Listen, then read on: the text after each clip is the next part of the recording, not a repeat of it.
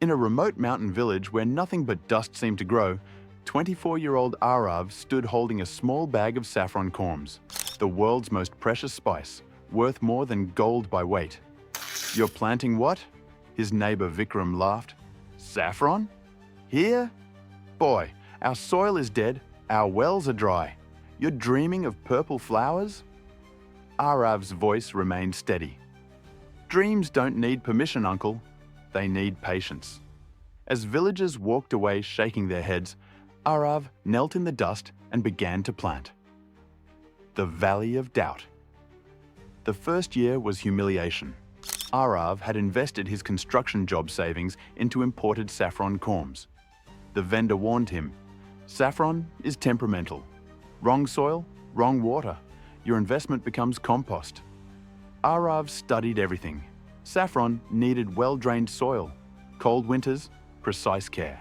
His village had cold winters, but the soil was clay-heavy and acidic.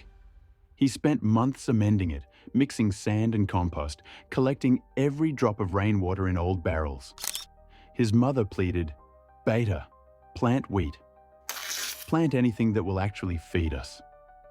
"I'm not planting food for today, Ma," he said softly. "I'm planting hope for tomorrow." Year 1, green shoots that withered before flowering. Year 2, a few weak blooms producing barely a pinch of saffron, not enough to sell. Year 3, disease killed a third of his crop. The villagers' amusement turned to pity. Arav took night jobs as a security guard, working 12-hour shifts, then tending his field at dawn.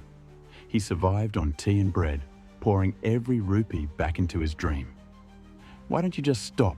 his sister asked, finding him asleep in the field. He looked at the stars above. "Because stopping is easy. Anyone can quit. But how will I know what's possible if I give up now?" The morning that changed everything. Year 4, late October. Arav walked to his field at dawn, more out of habit than hope. Then he saw it.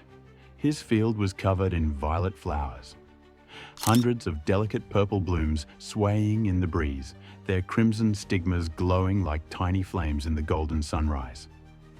Arav fell to his knees. 4 years of mockery and exhaustion, all washed away. "They bloomed," he whispered.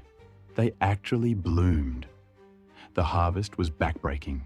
Each flower picked by hand at dawn, 3 precious red threads separated from each bloom. It took 150 flowers to produce just 1 gram of saffron. By harvest's end, he had 200 grams of pure organic saffron threads. 200 grams worth more than most villagers earned in a year. The birth of Pure Hill. Gold Arav didn't rush to market. He studied branding, invested in elegant glass vials, designed labels that told his story, and named his brand Pure Hill Gold. His pitch was simple but powerful. This isn't just saffron. This is 4 years of faith, grown at 2,500 meters, untouched by chemicals, harvested by hands that refused to give up. He posted photos online. Food bloggers discovered him. Luxury restaurant chefs reached out. His first batch sold out in 3 weeks. Orders poured in. Hotels in Dubai, restaurants in London, spice traders in Spain who couldn't believe the quality. "Your saffron has an intensity we rarely see," wrote a Michelin-starred chef. "It's not just the flavor, it's the story we taste in every strand." Within 2 years, Arav expanded his field and convinced 5 neighboring farmers to join him. The village that mocked him now learned from him. The Saffron Revolution.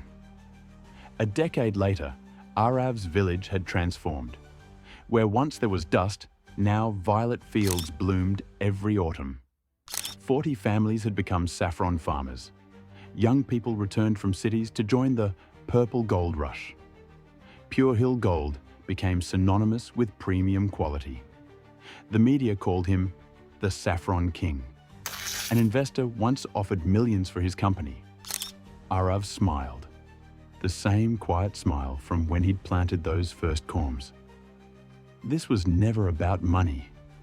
It was about proving that impossible is just an opinion, not a fact. The color of faith.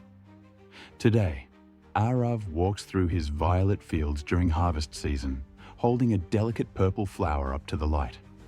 Everyone wants instant success, he tells young entrepreneurs who visit.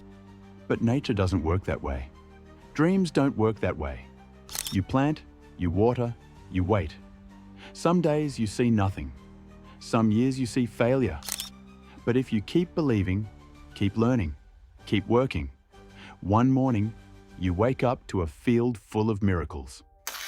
As the sun sets, casting the saffron fields in golden light, Arav remembers that young man who stood here 10 years ago, clutching a bag of corms and a heart full of hope. That boy didn't know if it would work. He just knew he had to try. And that was enough. Your purple dream. Perhaps you have your own saffron field. Something precious you want to grow where others say nothing can bloom. The question isn't whether obstacles exist. They do. The question is whether you'll plant anyway. Whether you'll keep faith during seasons when nothing blooms. Because dreams may take time to flower. But when they do, they color the world in gold. The Saffron King, based on true faith. The most precious things in life require the longest wait, but they're always worth it.